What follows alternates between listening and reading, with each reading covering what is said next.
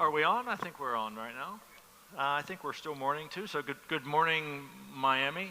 Good morning, SoccerX. Such a pleasure to be here.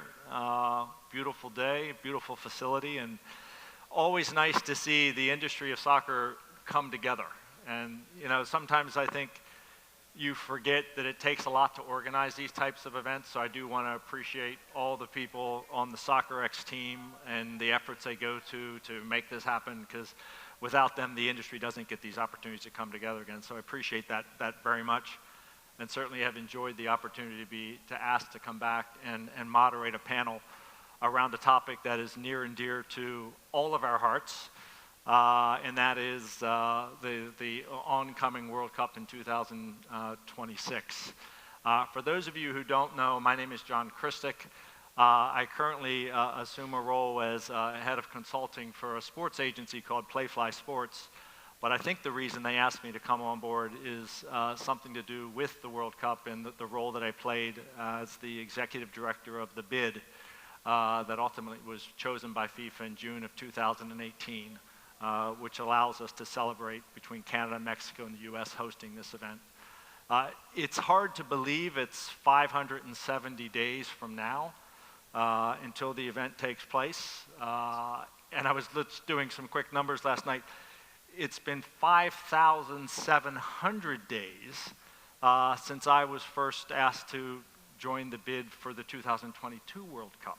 I was managing director of that bid, which many of you will realize we did not win, which resulted in the wonderful event that was in Qatar.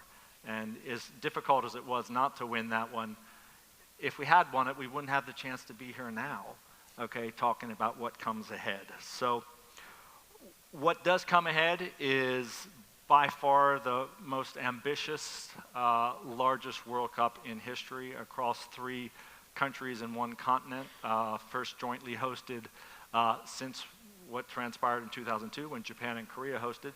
But the size has just taken on a leaps and bounds increase. So with 48 teams, 104 matches, 7 million tickets, it'll be off the charts in terms of the size, the enormity, the scale, the amount of resources that will go into pulling this off.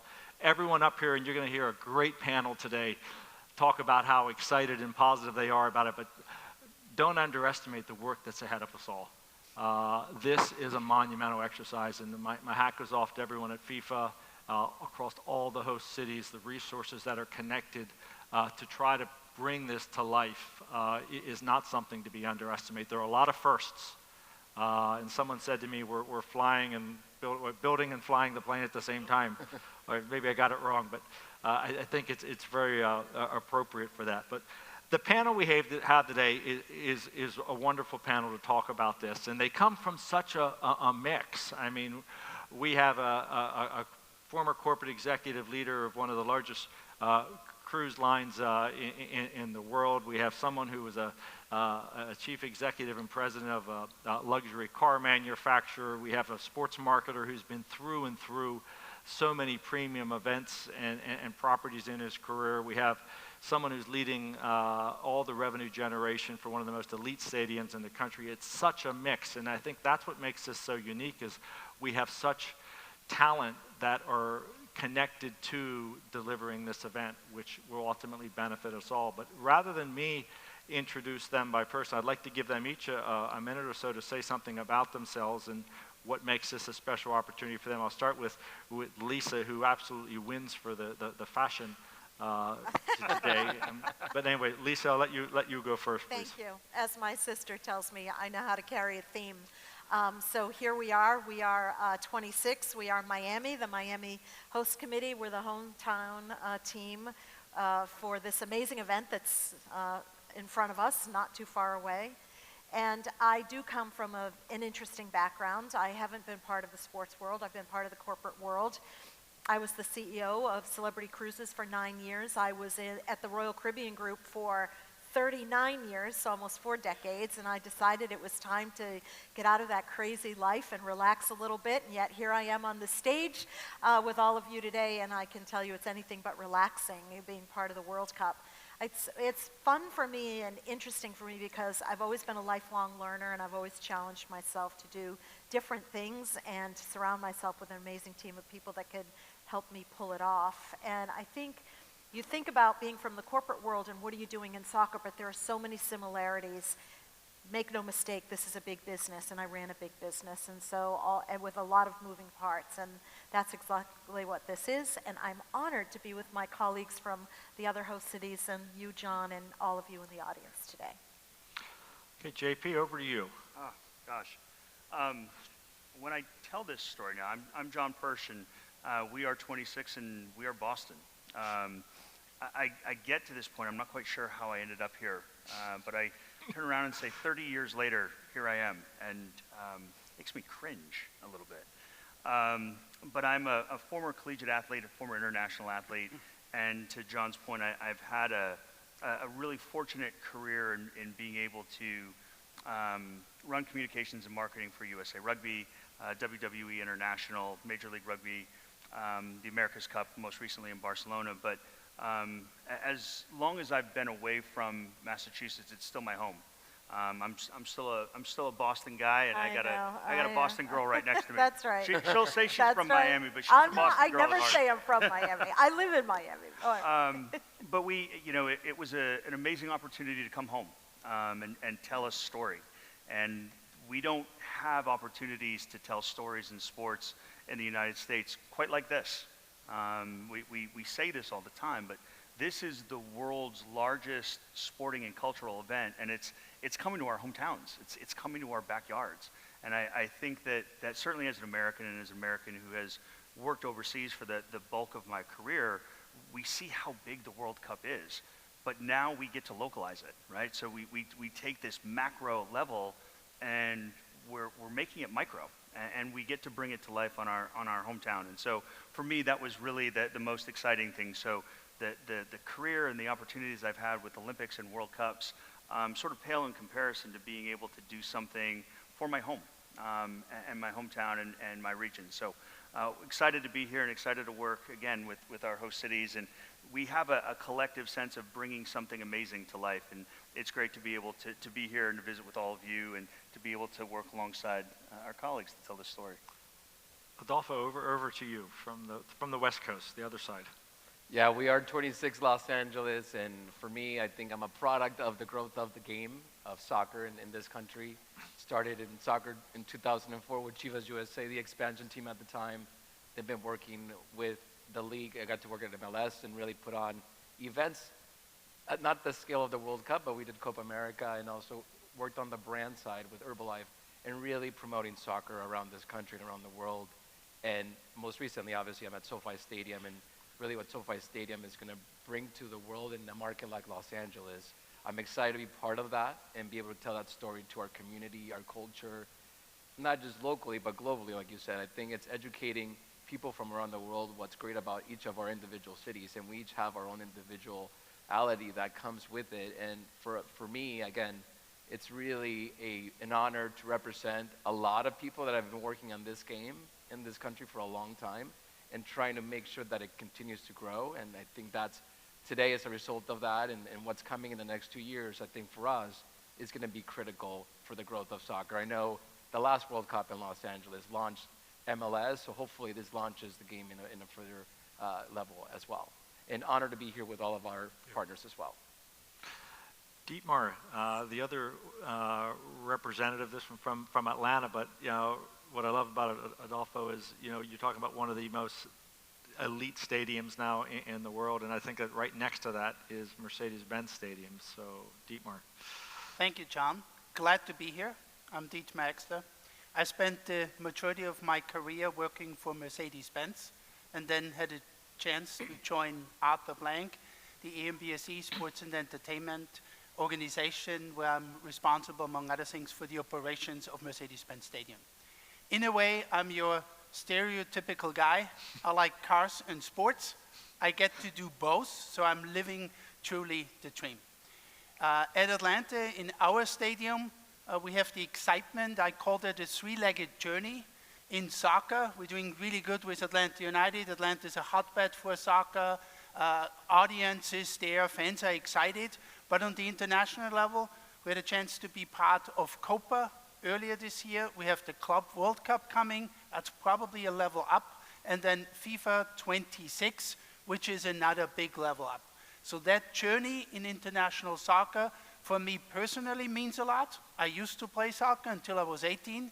There was not a chance I would ever had a professional career and get paid for it, to be very clear as well, but still love the game. But it's also for all of our cities a big chance to make a move forward. I was not in Atlanta, but I hear from many of my colleagues the stories how the 1996 Olympic transformed Atlanta and helped the jump a big step forward. And we are anticipating in all the cities that host the World Cup, all the 16, the same after the World Cup in 26. So a really exciting personal journey for me, but it's also for all our cities, an exciting event that will happen in our places. One thing that I want to just touch on quickly, and for those of you who aren't aware, there's some, other than the size of this event, which is so much larger than it's ever been before, the way FIFA's model in managing it this time is fundamentally different from the past. Historically, there's always been an organizing committee within the host country that was kind of responsible for delivering the event and coordinating with all the cities, but always laddering up to FIFA. This is the first time FIFA's implemented a new model where, in essence, they are managing the organizing committee's function. But that puts a significant increased level of responsibility on the individual host cities, who really are the delivery partners feeding into FIFA. So the representation you have here, I was just doing, I think it's probably almost 1/3 of the matches that are going to take place in the World Cup in 2026 are really being managed by the teams that are represented here across these 4 cities. So with that, what I'd like to do, we're sitting here in South Florida today, which is just it's top of mind for so many people with the sport, with the culture. You've got FIFA having their offices here. You obviously have a pretty exciting story taking place just a few miles from here with Lionel Messi and Inter Miami. But Lisa, what does success look like for you as leader of the host committee with the 570 days ahead of you now in terms of the World Cup role? Well, first of all, I want to say a couple things. I'm a girl and I love sports and cars too, so so I'm with you, Dietmar. And we're both in this great environment where we get to experience both at the highest level. And what I find interesting about this new FIFA model is that it creates an environment where all of us can work more closely together, probably than other models. And for me, that's one of the things that I have enjoyed the most, is partnering with all the other host cities and sharing our excitement, sharing our challenges, sharing the opportunities, and coming together collectively. So that's all really great. And what I thought about in terms of my goals when I took this on, I didn't think about it any differently than when in late 2014 I became president and CEO of Celebrity. I remember sitting there thinking, okay, I always try to start with the end in mind. Like, what do I want to accomplish? What do I want this brand to be? What do I want to do? And what do I want my legacy to be? And I thought the same thing when I took on this exciting new role. And I have 3. I always try to distill things down to 3. It makes it easy for me to remember and other people to remember.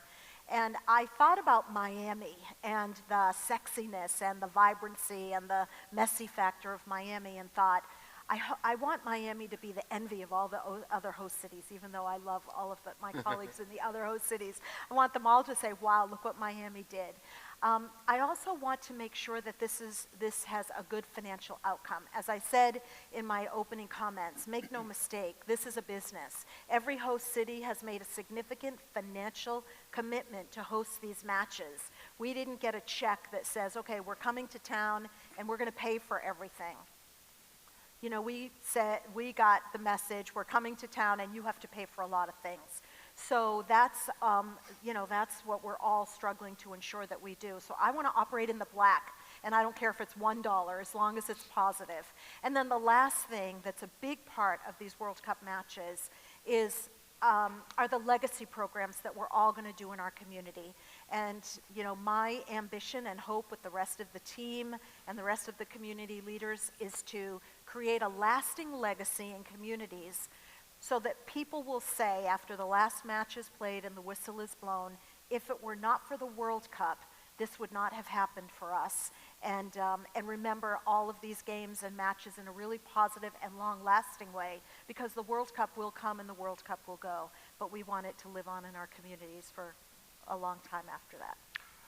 Well, she set the marker down, okay, in terms of Miami. I want to say I come from sales and marketing. I'm a sales and marketing girl, so I'm highly competitive. She set the bar high for you, There for you, John. But really, I think one of the challenges for each host city, though, is obviously, working to be aligned against such strong universal messaging about what the World Cup is about, and it's going to be such a significant. But how do you give it that local feel in your market so that you can leave that local legacy, so that you can really engage your local communities with the stories they want to hear? Well, first of all, I'm going to say I lost right off the bat when Lisa showed up with the scarf and the matching blazer. Yeah, I mean, I knew I was done, and then we sat next to each other. I think you're right? That there is a universal story that the World Cup brings, right? It brings the world together, and we see that. And I think oftentimes, as Americans, we don't typically see that. We're a little myopic in our sports. We call ourselves world champions, except we only play against ourselves. So it's. I know, Dietmar, I know. But so that's one of the things that we struggle against from a host city standpoint is finding the authenticity within our own hometowns, right?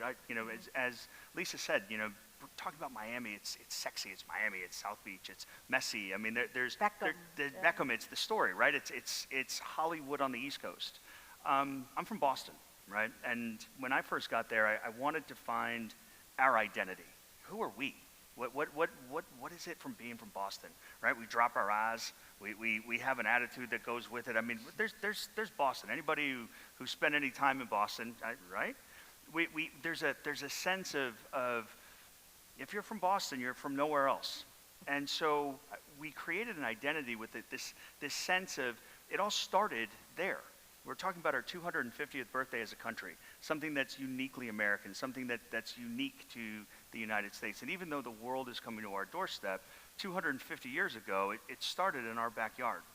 And so we came up with this idea of it all started there. The first public school, the first public park, post office, legalized gay marriage, the first organized soccer game in the entire United States took place on Boston Common in the 1600s. So there's an authenticity about the origins of where we are. And we wanted to lean into that. And we wanted to lean into the fact that for us, and I think we can tell this story differently than any other host city, and every other host city has its really unique point of view. But for us, it all started there. It all began there. And there's a sense of leaning into that.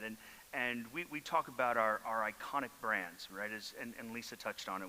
We're trying to figure out how to monetize this thing. As Lisa said, nobody showed up with a check and said, here you go, put this thing on. So we have to figure it out. But for us, I think ultimately we're all storytellers, and we all come at this through our own unique stories and ways to bring this to life. So while we have an amazing palette that FIFA gives us and gives us the world, we have to figure out how to localize it. And so for us, finding and threading that gap between telling this global story on this global stage, but making it authentic to Boston, right? Making people who drop their eyes proud of seeing the world come there and proud of showing off their hometown.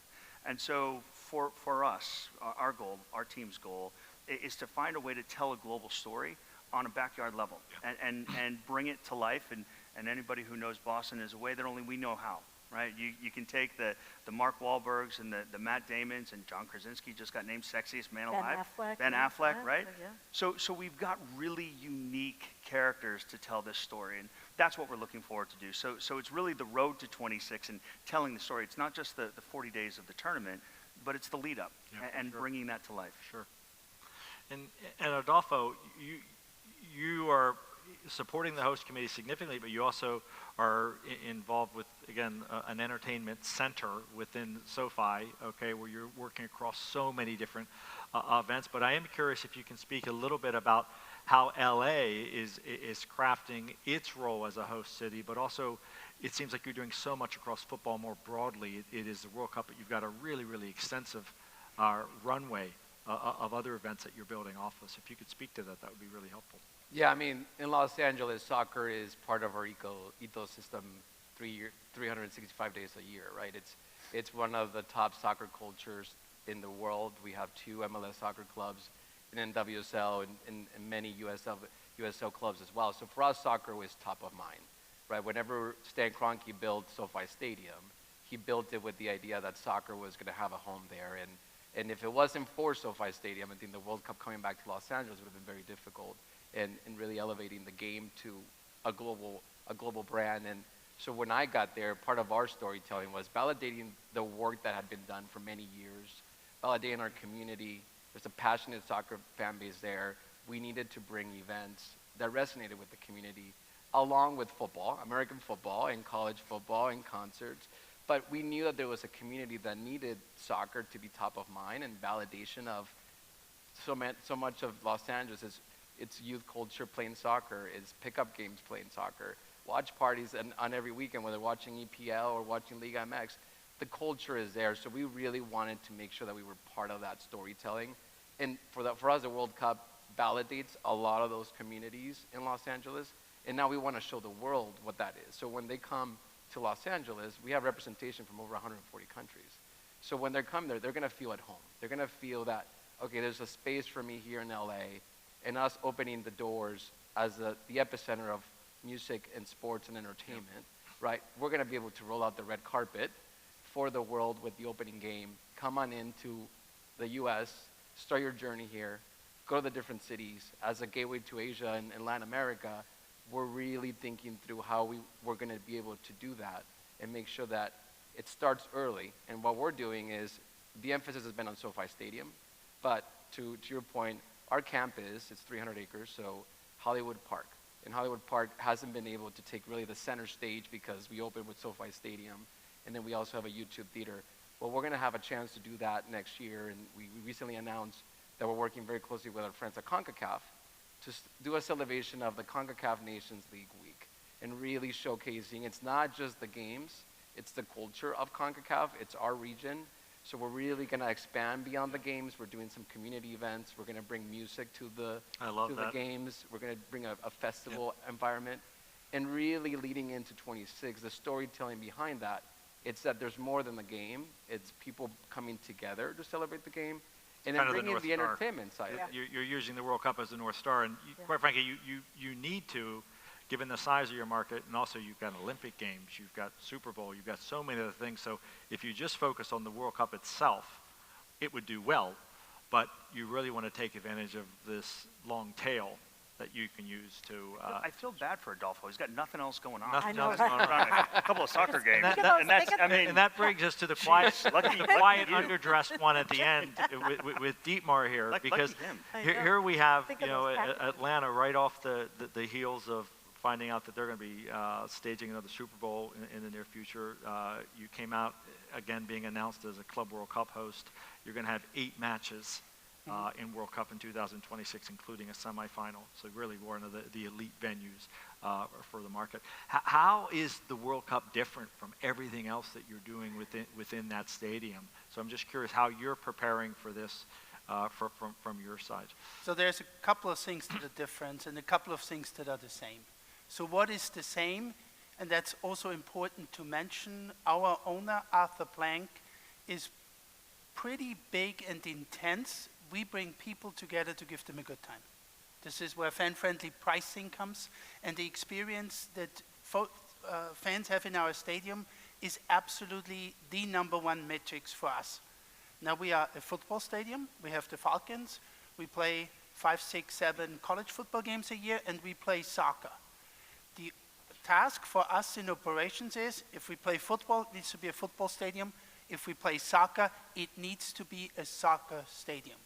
So Arthur pushes us very much. If you come in, you need to come in and say, this is a soccer stadium, to the greatest extent possible, for every event. And of course, specifically for the big international soccer event for FIFA 26, we want to be a soccer stadium for everybody that comes in. We make no secret that we do other sports, but people need to perceive us as a soccer stadium, and we do everything to make sure they have a wonderful time. That's really what we try to do, bring people together and give them a big time. Now, there's a lot of work that goes on behind the scenes. It's not just, the lines on the field and the configuration from the stadium. It's also addressing to the audience and where they come from.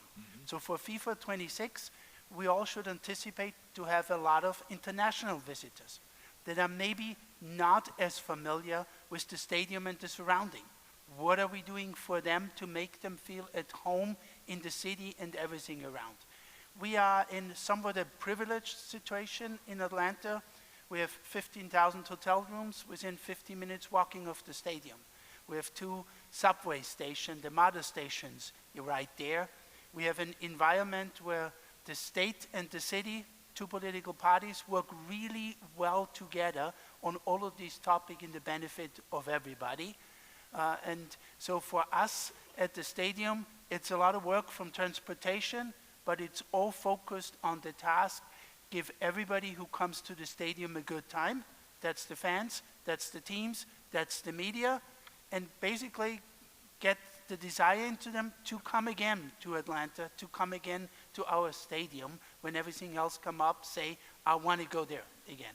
That's what we're trying to do.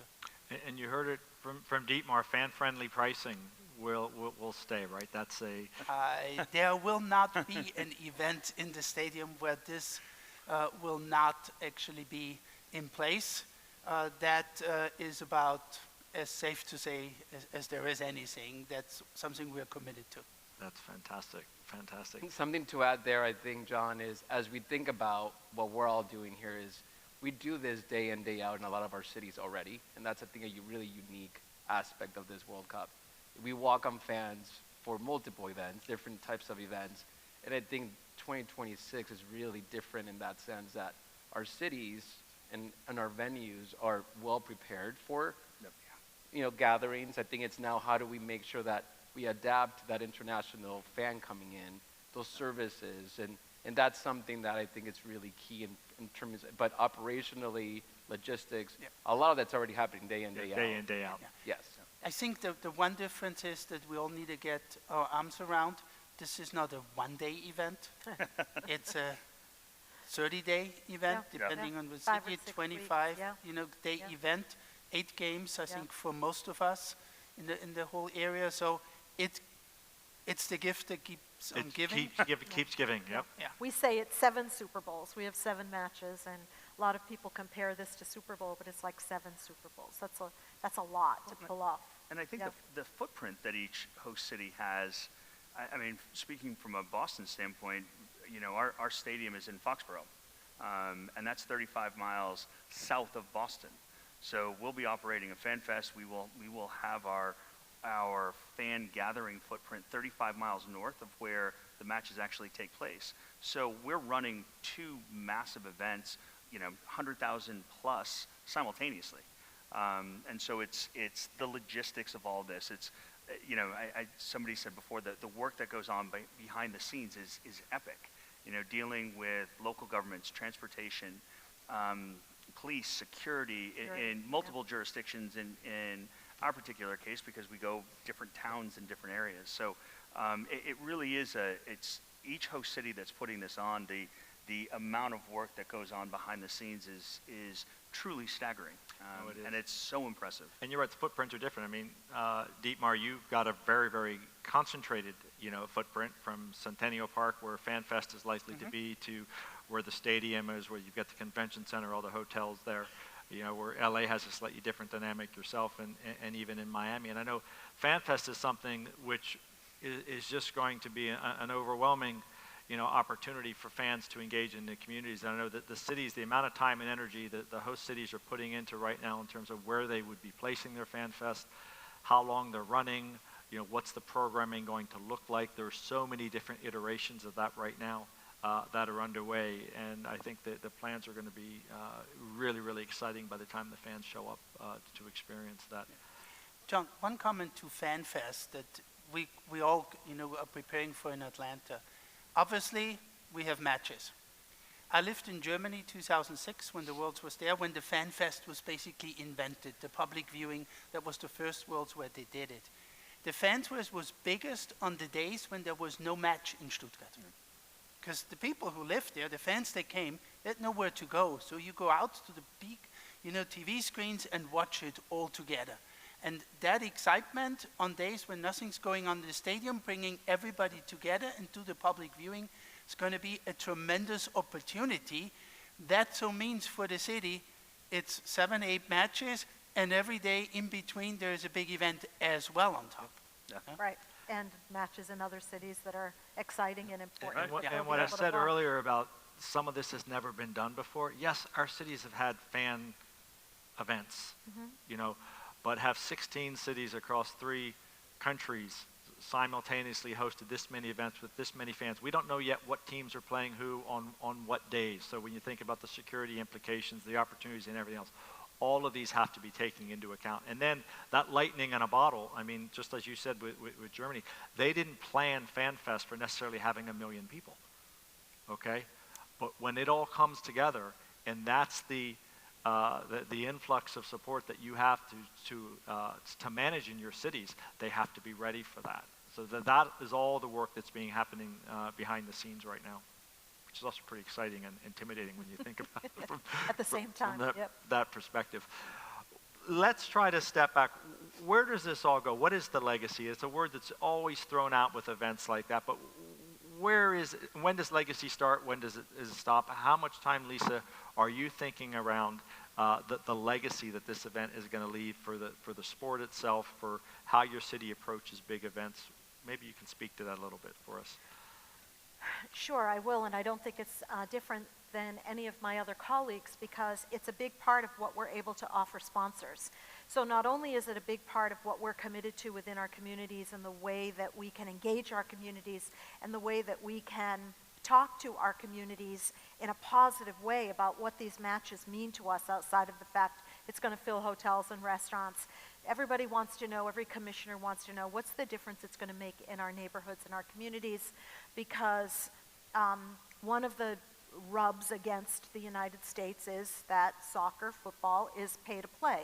And so a lot of communities where that's not possible are left out of the sport, and in many cases, those are the same communities that live for football and love football and want to play football. So as a team, we are spending a significant time and a lot of energy thinking about the legacy programs, where they end up happening, how many kids we can support over what period of time. We don't want this for 1 year, we want it for 3 years. And oh, by the way, it's one of the biggest assets that we have to sell in our sponsorship packages, and one of the biggest ways that we have to talk to our corporate partners about why they should join us and why they should invest in these events, because they in turn are going to be able to make a big difference in the communities in which they do business. And so when you think about the assets that every host city has, legacy projects are a very big part of that and critically important.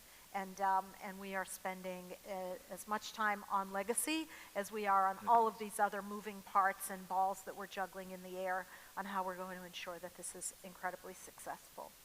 Anything to add to that, or is it just cut and paste? Yeah, no, it's cut and paste. No, to Lisa's point, right? That our job, we're not FIFA, right? And we don't.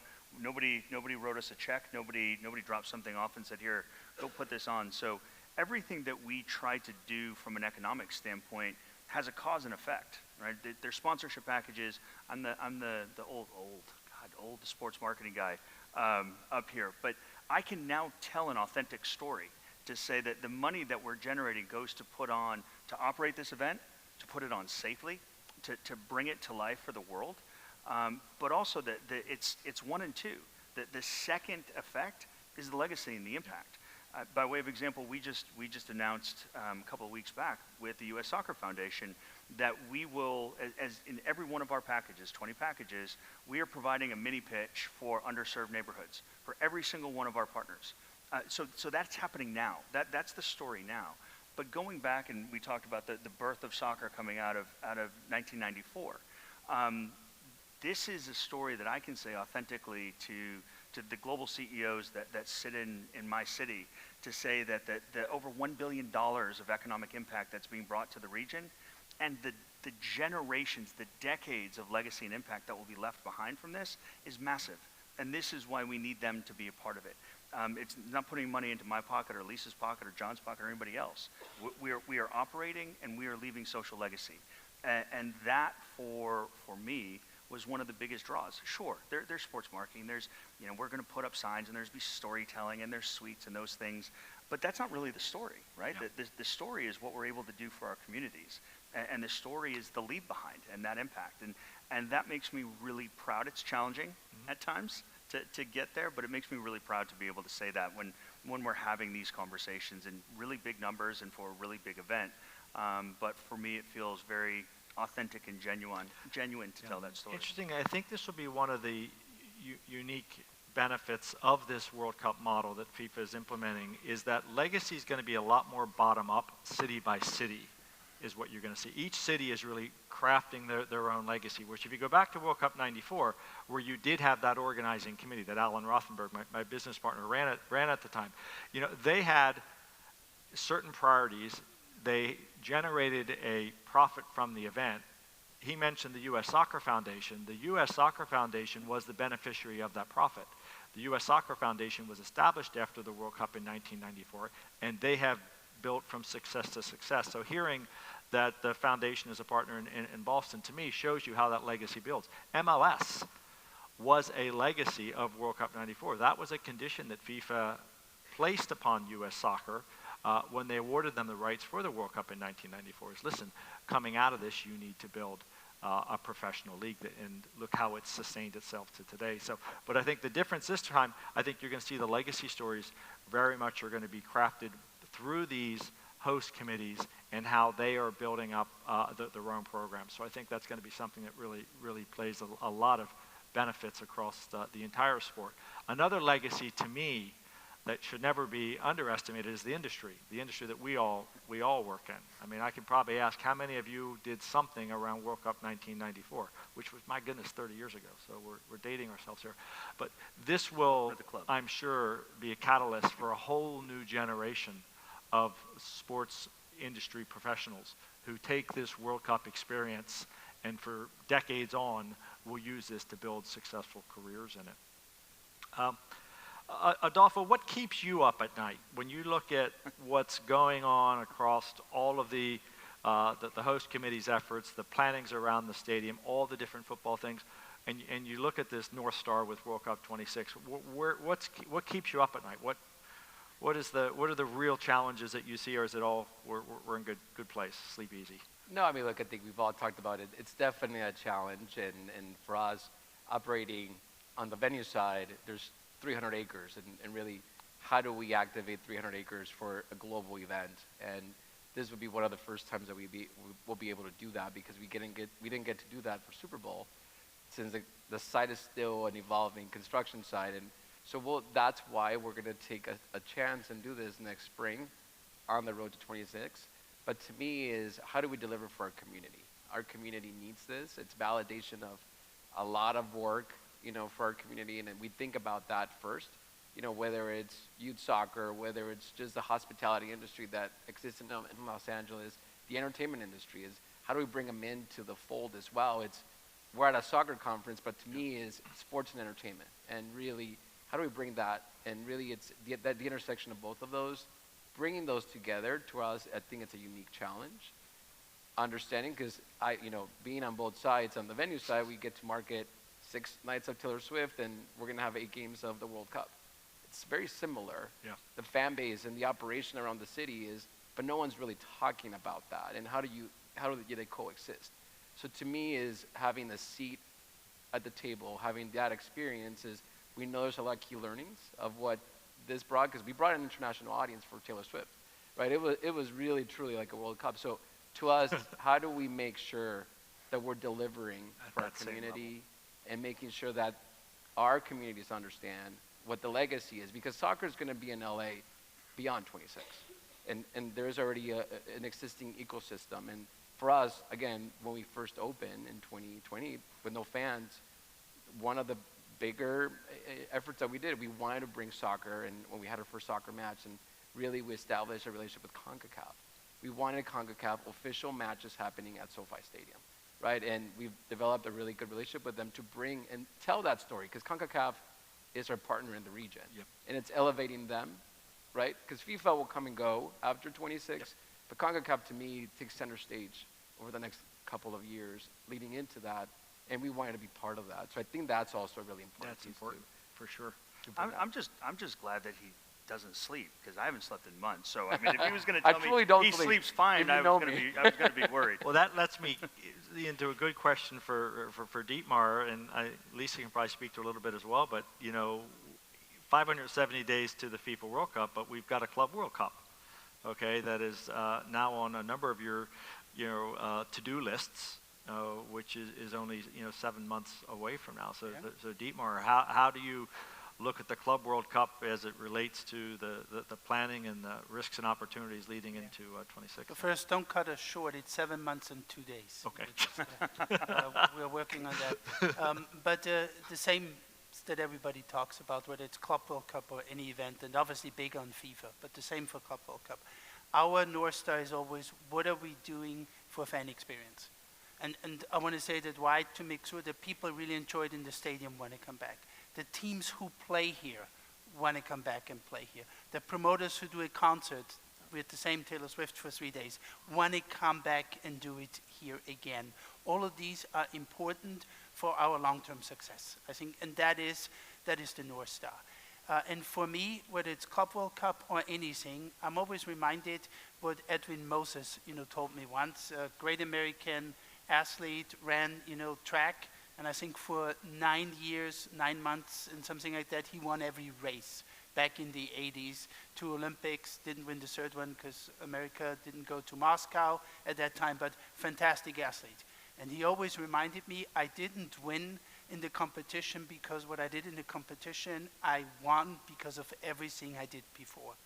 And that's the same area. The harder we work, the easier it is on game day. So what can we do to put ourselves in the best position? We have the 7 months and 2 days, the 570 days. How do we make the most out of this to put us in that situation that everything will look so easy on game day? Which sounds very easy to say, but it means thinking now what might or might not happen and being prepared for everything. And many of the things, and you probably all saw that and experienced it, that we realize afterwards, we would have never thought up front. How do we bring everybody together to be really prepared and make everything work? Because every day that's going to go by where we don't do anything, we don't get that day back. Yeah, for sure. So that's what we are focused on all the events. We got CFP on January 20th actually before. That is obviously, full throttle. And then it's, obviously a bunch of other events, but on the big events, all on the Club World Cup and on FIFA 26. I think that's the one thing that I take away from so much of this. We'd like to say 570 days, but again, it's going to go so fast now. There's been an enormous amount of planning. You obviously get a sense of that just hearing what we're talking about now. It's been going on for years. But the lights start getting turned on over the course of the next 90, 120 days, where you're going to start to see all the planning start to be executed, okay? And, the promotional plans that you're starting to see come into shape. I've already starting to see it from the commercial sponsors who are associated a lot with FIFA and some of the host committee ones that will soon start to be announced. You're really going to see, things. And then it's about execution. The planning is kind of behind us. It's then going to turn into an execution mode really, really fast. And before you blink, the event will be over. But there's plenty of fun before then. We still have a few minutes left, so I just wanted to maybe toss the one question out about the sleepless nights, if there's any. Maybe I'd pass that one on to Lisa. Is there any things? I mean, fundraising we know is important for all the host committees. They're all in the market right now. They're really working hard to demonstrate value to local partners. But what, Lisa, is really the kind of key thing that keeps you up at night, or what you're most excited about every day when you go to work? The one thing. The one thing. The one thing. It's always like, they always want one thing. Well, and it's not that simple, right? Because there are so many things that we're just trying to make sure all come together and happen. I think the logistics is probably We've touched on it a little bit in all the things that we've said, whether it's 300 acres or learning from all the events that happen to make sure that everything that we do, when it's our turn, it goes as smoothly as possible. We're dealing not only with a lot of moving parts, a lot of different government agencies and municipalities that come into play and have a say in how we balance and manage and navigate all of that. And we're also, one of the things we haven't talked about is we're also dealing with the federal government, because when you talk about... I've tried to keep politics out I of know. No, and this isn't about politics. It doesn't really matter. It's, government is government regardless. And so it's slow, and you want to make sure that people that want to come into the country are able to come into the country and able to get the documentation they need to get here on time. We need help. You think about this event that's happening across North America in 16 cities over the same 5 or 6 week period of time, with the millions and millions and millions of visitors we're going to have from other cities across these 3 countries and all over the world. And you think about the security that needs to be a part of that, and how each city is able to shore up its funding and resources for security. I mean, those are the things for me that, okay, on a local level, we're going to do our legacy projects, we're going to raise money. Companies, would be foolish if they didn't join in and participate in this, but you think about transportation, security, people being able to get into the country in a reasonable amount of time. If right now you applied for a visa, the World Cup matches would be over, even though we've been told that they're going to start opening the floodgates or something. But those are the things that really keep you up at night, the things that aren't necessarily in your control. Which in everything I've ever done, those are the things that kept me up at night, the things that weren't in my control. Not that I'm perfect in everything I do that is in my control, but it gets even more worrisome when these things aren't. Well, listen, I think I see we're down to 10 seconds, so I think we'll be responsible and end on time. But I really want to thank the panelists. I want to thank you for having the attention to listen to us. Hopefully you share the same level of excitement that all of us do. For what lies ahead, not only as fans of the game, but also as members of the industry. So I want to thank you all very much, Dietmar, Adolfo, JP, and Lisa. And I wish everybody else a great rest of Soccer X. Thank you. Thank you. Thank you, everybody. Time is up. Get a photo on stage Yeah, before we're we gonna get do down? Here we go. We have Janelle. Should we take these off?